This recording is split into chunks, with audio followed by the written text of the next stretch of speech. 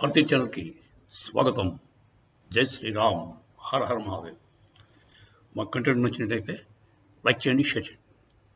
వాళ్ళకి చాలా బాధాకరమైన విషయం అండి.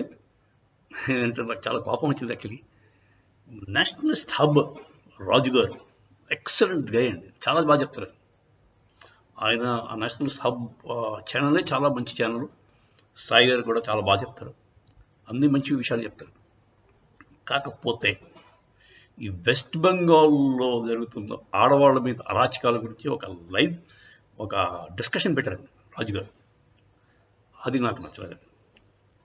దాంట్లో వాళ్ళ అన్న మాటలు అంత పని కరెక్ట్ అంతా చెప్తున్నారు. ఆఖరిలో ఏమంటున్నారు, ఇది ఒక మతానికి సంబంధించినది కాదు, దీన్ని ఒక మతానికి లింక్ పెట్టడానికి లేదు అంటారు. ఇది ఎక్కడ మూర్ఖత్వం అండి రాజుగారు.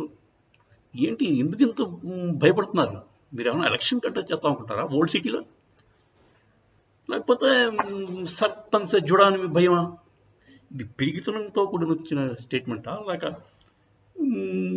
ఏదో మైనారిటీలు అపీస్ చేసేసి కాంగ్రెస్లో పార్టీలాగా మీరు లబ్ధి పొందామని చూస్తున్నారా?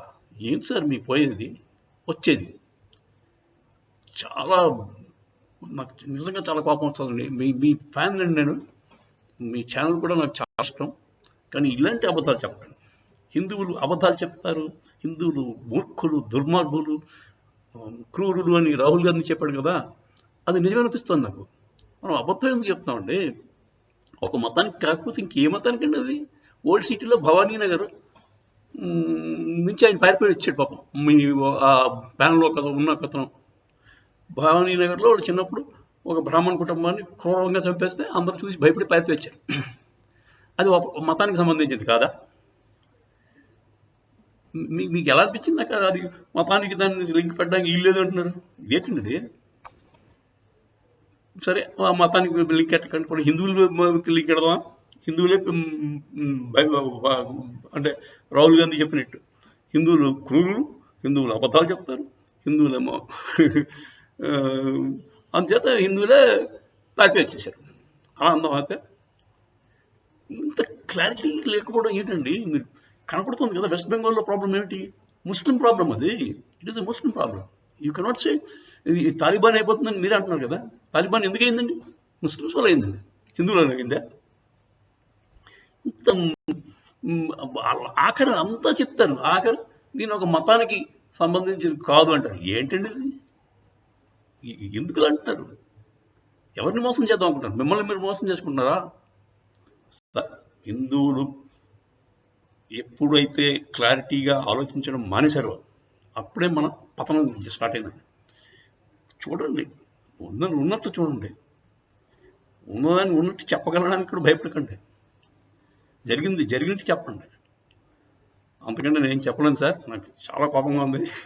కాకపోతే మీ ఫ్యాన్ని, ఎప్పటికీ మీ ఫ్యాన్నే. మీ నేషనల్ సబ్ అంటే నాకు చాలా ఇష్టం. నేను I will continue to watch your channel.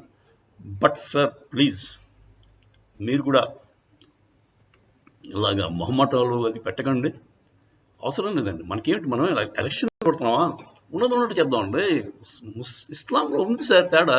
Islam is a religion, వాళ్ళ పుస్తకంలో ఉందండి తేడా.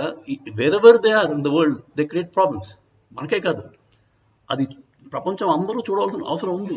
వాళ్ళు చూడాలి ముందు, ముఖ్యంగా ముస్లిమ్స్ చూసుకోవాలి. చూసుకుని కరెక్షన్ దిశగా వెళ్ళాలి. వాళ్ళు ఎక్కడ ఉంది తేడా? మన మద్రసాల్లో ఉందా, మన ముల్లాల్లో ఉందా, మౌలీల్లో ఉందా, మన పుస్తకంలో ఉందా? అది ఉంటే అది ఒప్పుకోవాలి. మార్చుకోకపోతే అది సభ్య సమాజం ఒప్పుకోదు నా ఉద్దేశం. మీరేమనుకుంటారు? మన